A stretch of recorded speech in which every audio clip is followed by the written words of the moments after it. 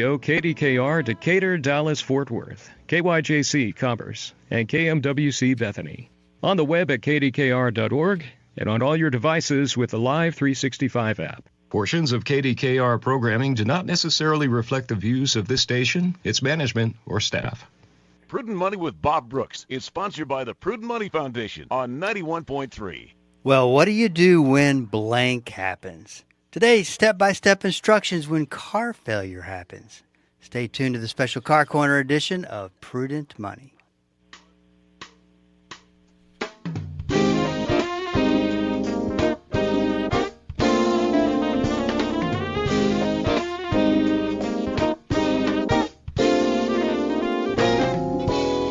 Good afternoon, this is Bob Brooks, and you are listening to the special Car Corner edition of Prudent Money. Tony Joe's with me as he is every Friday to take your Car Corner questions. I have a number for you and a line open if you got a question for Tony Joe. 1-877-913-5357.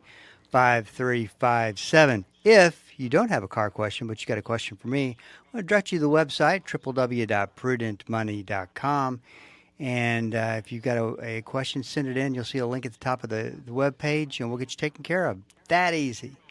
1-877-913-5357. So, Tony Joe, how's it going? I am well. I am rolling, Bob. You're rolling. How are you? I'm scared to ask what you mean by that. It's Friday. Yeah. It's the end of the week. This is good. This is good. For you, and, you know, you're always in a good mood on Friday. I see it's casual Friday. Yes. That's okay. So what's rolling have to do with it? It's just an expression. You know, just an expression. Doing well. So you've patiently waited since February. Oh, and man. it's here. Football season. I am so excited. I'm sure you watched some of last night's game. I did. Correct? Season started last night. Well, so what's the prediction for Sunday? Maybe we should start getting your predictions. Let me ask you something. There's a game on tonight. Are you familiar with that? It's in Brazil. Yeah. Is that in Brazil? And it's the Packers and who? Philadelphia. Oh. It should be a good game. That's kind of, Friday night game like that. That's kind of weird, but I didn't know it until a little while ago. There's a game on tonight. Yeah, and I don't think that it's on TV. I think it's on streaming. So you have a subscription. I wish they wouldn't do that. What is that? Do I have that? Probably not. I mean, we're lucky for you to have a cell phone. So I'm basically not going to be able to watch that game. It's Peacock. I don't know what that is, but you can sign up for it. It costs you $10 a month or something like that. So I just wish they wouldn't do that. I know there's a lot of money in what they're wanting to do with all those TV deals, but man. Well, I would like to say one thing, as I do every year before the season begins, the official season, that is, not counting preseason games. But, at this point, the one expression I enjoy more than anything, ask me about the Cowboys on Sunday. How about the Cowboys on Sunday? Oh, you mean the undefeated Dallas Cowboys? You mean that team? Oh, it never gets old. 1-877-913-5357. I think we'll get a rush of calls in just to hear something different. 1-877-913-5357. So we started this show topic last time that you were here, which was a couple weeks ago. Mm-hmm. And what do you do when blank happens? I mean, the list is such a long list. I was kind of reading through this earlier, and I thought to myself, I don't know what I would do if that happened, or if that happened. Most people don't. But... So let's start with an easy one. Okay. But once again, it happens. You're stuck in traffic. I mean, the worst case scenario, you're stuck in traffic. You can't really move. Your car is overheating. Mm-hmm. So. I think we touched on this maybe towards the end of a couple weeks ago, but I think it's worth revisiting. Okay. So you're saying you're stuck, you're like in heavy traffic, bumper to bumper traffic, your car starts to overheat. Is that it?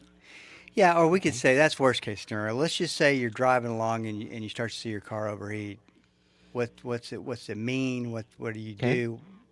Well, here's what you want to know about the car, first of all, is the engine generates heat that is carried away by the cooling system out into the atmosphere. It does this through the radiator. It carries all the coolant that's hot from the engine, and the water pump pumps it into the radiator where it is then cooled down and dissipated through the air, outside air. So if it overheats or starts to overheat, you're in traffic or not, and you just need to get someplace safe. What you can do to buy yourself time, this does not fix your problem, but it buys you time, and that's dissipate the heat someplace extra besides the radiator, and you have the advantage of having a heater core. Unfortunately, it's under the dash, but it will dissipate heat. It's like another little radiator that will get rid of some of that heat. So even though you don't want to, here's what you can do to buy yourself time. Shut the air conditioner off, turn on the heater, full blast. You can watch that temperature gauge probably drop back down to the normal range. Will it really drop that much? Yeah, it'll go back to normal for a while. Like what's? Well, it depends on the size of the, like some yeah. cars have bigger engines and they have more water and more coolant. So, but it can buy you 5-7 minutes of time to where you can exit the highway or get to a parking lot or get home, maybe if you're close to home, someplace safe. And the reason you want to do that, even though it seems like an uncomfortable situation and an extreme thing to do, you want to prevent seeing that needle up there in the hot range. That needle gets up there to H. With aluminum parts on engines now, cylinder heads and so forth, you do not want to heat the engine up too much like that. You don't want to. It doesn't take a lot of abuse. You'd rather do what I suggest and get someplace safe where you can shut it off. Because if you don't and you overheat it for too long of a period of time, you're going to be buying a new engine. So how much time do you think? I know that's tough to say, but just ballpark. Generally, in my experience, having done this many times, it can give you 5 to 7 minutes. And that's, of course, in my experience. So if you got a lot smaller of a car with a little tiny radiator and a little tiny engine, I'd maybe 5 minutes, Okay, so the next one is, what do you do when your car won't start? Now, I know that sounds like a basic thing, but there could be a lot of different issues that's causing that to happen. Well, in most cases, you call AAA. But if you really want to, okay, I'll just... Thanks for that. Thanks for that well thought out answer. Okay, I hope we got a minute, because this brings up a very good point that you just asked, because it's very interesting about when people call me and say, my car won't start. Pretend your car won't start, Bob, and I ask you, okay, Bob, does it make any noise? Well, when I hit the key, it makes a noise, but it doesn't start. Okay, what kind of a noise does it make? Well, that grinding sound. No, I don't know that grinding sound. What I'm trying to convey is, let's take a simple step that will help people immensely when you call someone and say your car won't start. If you've ever been out of gas in a car, if you've ever had a car that won't start because it's out of gas, it will crank over, the starter will engage, the engine will turn, it'll go it will what we call turn over or crank over. That's a very good term to understand, because there's a big difference between a car that won't start when you're asked, will it turn over and not start like it's out of gas, okay? Or will it not even crank over? In other words, you hit the key, it goes click, or you hit the key and it goes, makes some kind of other noise, but it doesn't actually turn over. There's a huge difference in trying to diagnose something on the phone unless you know a little bit of terminology. So, if the battery's good and the car turns over but just won't start, there's a whole different scenario of possibilities than if you go out there and your car just doesn't do anything, like the battery's dead. Then we go on to check for electrical things, like, do your headlights work? If the car doesn't do anything, you would want to know, do we have any power in that battery at all? Turn the headlights on. Go out front. Do the headlights light up? Because so many times you can have situations where, say, the starter is bad, or the starter relay is bad, or it is a anti-theft problem. So if the battery's good, and you turn the headlights on and they're good and strong, now we have another road to go down. And there's all kinds of these issues that come up with what does the car do exactly? And that is when a technician or a mechanic or brother-in-law, whoever you're talking to, can help you try to understand what possibly you need to do and maybe get you out of a tough situation. You know, Bob, many times we've seen where cars won't start because of the anti-theft system has activated for some unknown reason, and nobody knows why, but it'll do what it's supposed to do, and that's keep the car from starting. Well, I remember one time it was a Sunday, and I went out to start my car, and it wouldn't start. And you go, have you checked the battery and the key? And that, sure enough, was what the problem was. Yeah. And I would have never thought about that. And, you know, speaking of that, another good point. Sometimes if you're trying to get your car to start and you can answer some of the questions about, okay, does it crank over? No. Does it try to crank over? Does it make any noise? No. All right. Little known fact is a lot of times if your key fob is the cause of your anti-theft system kicked in, activated, and prevents you from starting the car, you can put the remote or the key fob itself right up to the button. If you got a push button starter, you actually push the button with the remote, and it will start. It'll bypass the dead battery. So a lot of people don't know that. You know, I mean, that's just something that gets you out of a bind. Now you got to go to Kroger and get a battery on the way home, though. You know, by the way, that's another thing. I've never heard, doing however many shows we've done together, 20-something years, I don't think I've ever heard that as a tip. Yeah, you can put the remote, the key fob, right up to the button and actually push the button with the fob. And oftentimes that'll allow the car to start and get you out of a bind. You know, you can get home from wherever you're not supposed to be at that point. 1-877-913-5357. This is Bob Brooks. We are up against the break. Stick around. We'll be right back.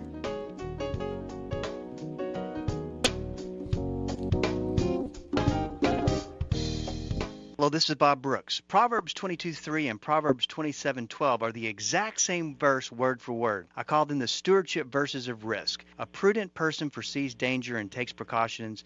The simpleton goes blindly on and suffers the consequences. On the Prudent Money Radio Show, we teach about risk, how to identify it, how to figure it out, and what to do about it. We believe that to be a prudent steward, you have to be a good risk manager. Listen to the Prudent Money Radio Show on Bible School Radio 91.3.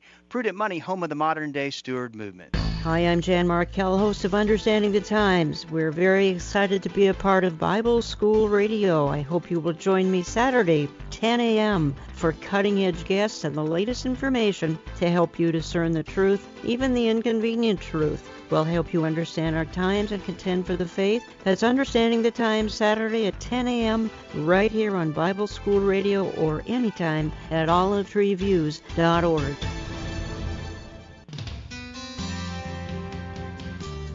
Spiritual decline isn't unique to this era.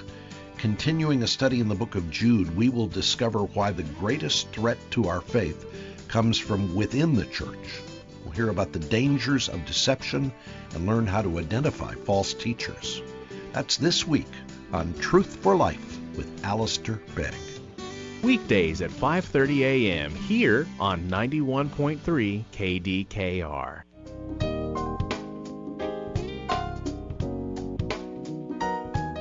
Welcome back. This is Bob Brooks, and you are listening to the special Car Corner edition of Prudent Money. 1-877-913-5357 is the number to call, and we do have a line open. So here's one for you, Tony Joe. What happens when your AC stops blowing cold air? What do you do at that point? Sweat. Get very uncomfortably hot. Another very well thought out answer. Hey. And I call AAA this time, right? Who's the man? I mean, who's the man with the answers? I know. Okay, so the air conditioner was working a minute ago, or even last night when you came home, and then today you turn it on and it doesn't work. Let me just say that in most cases, that soon of an equipment failure like that more than likely is indicative of an electrical problem, not what we usually would think of as an AC problem. Now, it can be, but in most cases, if you're losing coolant through a Freon leak or the compressor's going bad or you've got some, switch going out, clutch switch, something, it usually doesn't happen immediately. It usually happens slowly over a week's time or maybe longer, so you notice things. When it just doesn't work suddenly, usually you're looking at an electrical issue. Now, there's a lot of things electrically that happen from the minute you push the button for the air conditioner to actually turning on the air conditioning compressor, which then produces the cold air that you're requesting. Like what? Well, the button itself is encompassed in a module. Now, that module has a lot of circuitry in it, and the module itself can be bad, not sending a signal to the next step. What I mean by that is if the button itself is not sending power to, say, the pressure switch, which then decides how much pressure is in the system, do we have enough Freon to turn this thing on, or do we have too much Freon or not enough? Well, then it will continue on down the line to, say, the compressor relay. And the relay then has to get a signal from certain places through the communications of other sensors to allow it to turn on. And then the relay will then activate. Now, if that doesn't activate, that can be an electrical issue. If you're turning really sharp on a lot of cars, there's a pressure switch in the power steering that will cut off the compressor on purpose just long enough for you to make that turn because it increases the horsepower that you have available at that moment. When you're trying to turn into the parking spot at Kroger and it's a real tight turn, with the compressor on, it kind of drags the engine down, and with the power steering activated in that tight situation, it needs that horsepower to keep the power steering going. So it'll temporarily cut the compressor out. And that's just some of the things I can think of. There's more. Different cars have different items that will prevent the compressor from coming on. But all these things have to work in a series of events to actually turn on the compressor to get cold air. Any one of them can stop this process. So when it suddenly goes out like that and it's an electrical problem, it needs to be diagnosed. There's an awful lot of complex circuitry from the minute you push the button to the minute you activate the compressor. Okay, so this is another situation. Probably don't hear or see this happen very often, but what do you do when your exhaust is a different color than normal? You mean so it's smoking of some kind. Right, okay. Right. Well, first of all, what color is what you're seeing? Let me just start at the beginning real quick. At night, whenever you come home from work, if you've driven 10, 15 miles and you pull into the garage and you shut your car off, there's a lot of warm air inside of the exhaust pipes, the catalytic converter, the muffler, resonator, and the exhaust manifold. So now this hot air is no longer going anywhere. It's not being forced out the tailpipe. It's just sitting there. As hot air cools down overnight, it squeezes out the moisture in the air. So the moisture in the air is squeezed out, condenses, drops to the bottom of the pipe, exhaust manifold, converter, blah, blah, blah, whatever it is. When you start it in the morning, that's liquid water sitting in the bottom of the exhaust parts. So as soon as that exhaust hits 1,000 degrees or so, what do you think happens to that water? Well, it gets evaporated and it turns to steam. So on a cold morning or sometimes in the morning, you will see a little bit of what you think is white smoke is really steam vapor. And you can always tell because you can even see drops of water coming out the tailpipe sometimes. Perfectly normal. Everything's healthy. That's perfectly normal. It's what it's designed to do. Now we can move on to you're driving down the road and all of a sudden you see this plume of black smoke rolling out of your car. Okay, that's a different situation. We have a problem. We are running way too rich. All that black smoke is carbon, And it is telling you that we've got way too much fuel for the amount of air that's going into that engine. Could be a bad injector. It could be a bad regulator. There's so many things it could be that it's not worth talking about. It has to be figured out, and there's no way to know that on a telephone call or doing it over the radio program. But it tells you something's wrong. It shouldn't be billowing out black smoke. Then we have gray smoke. What does that mean? Gray smoke, that can be kind of similar. It can be fuel too, but it would be not quite as extreme. In other words, a smaller fuel leak getting into the cylinders will create gray smoke. Now, the other form would be white smoke. And again, we're talking about basically steam, but the difference is it's while it's running down the road. Normally, if you see white smoke being produced by the tailpipe, you're going to also experience a car that's not running right. You're going to feel a misfire usually, and that indicates you've got a blown head gasket or an intake manifold gasket that's somehow getting into the engine. The water is turning to steam because of the heat inside the combustion chamber, and it's going out the tailpipe as what you think of as white smoke is probably steam. And at that point, you need to shut it off and get it towed, or you really need to have somebody look at it that knows what they're doing, because that's a pretty serious situation. Okay, so this next question really has to deal with effort, and I've done this before. Fortunately, it didn't turn out bad. Okay. What do you do when you come outside? It's cold. Of course, can't relate to that today, but it's cold outside, and your windows are frozen. I think your first thought, if you just don't really know, your first thought is, I don't think I want to get an ice chipper or whatever you call it and start chipping off ice. I'd rather just go get some hot water and pour it on the windshield. Why is that such a really bad idea? Well, because thermal expansion, the windows are not designed to accept that kind of heat difference in heat from, say, a 20-degree day where the windows have ice buildup on them, and then you pour hot water on there, you're liable to just crack the windows. You're liable to crack the side windows, the door handles. If you pour it on the windshield, you're going to crack the windshield. The difference in immediate temperature change like that is not something that you ever want to do.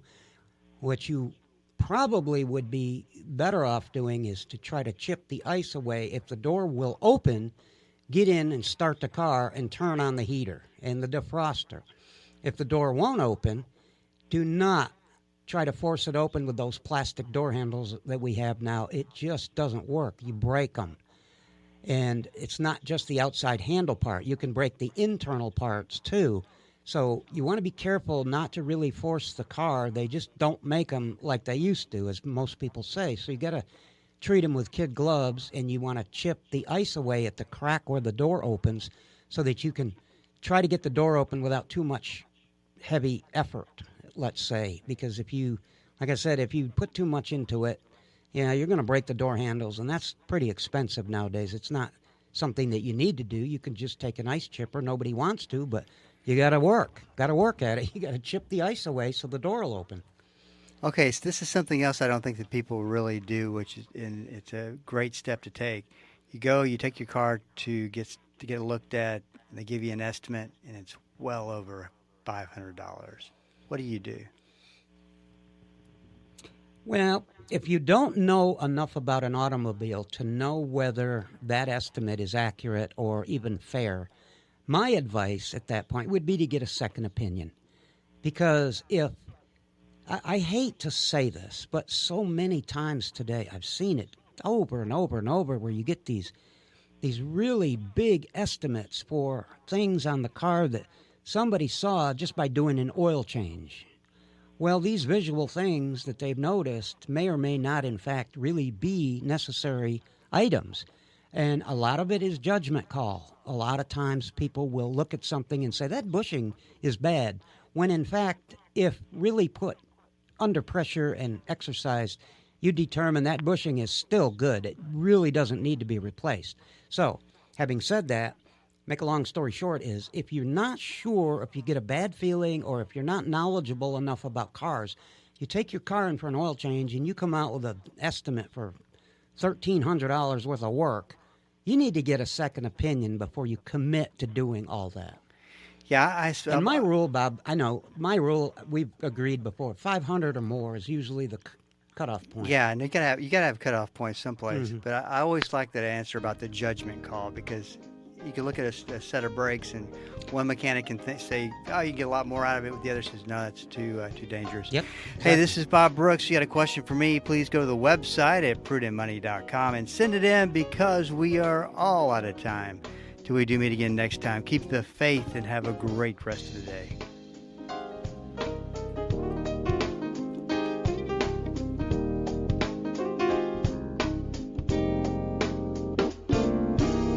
That's all the time we have for today. Questions or comments for Bob, or to find out more great information like what you've just heard, visit www.prudentmoney.com. Be sure to join Bob Brooks again for the next edition of Prudent Money.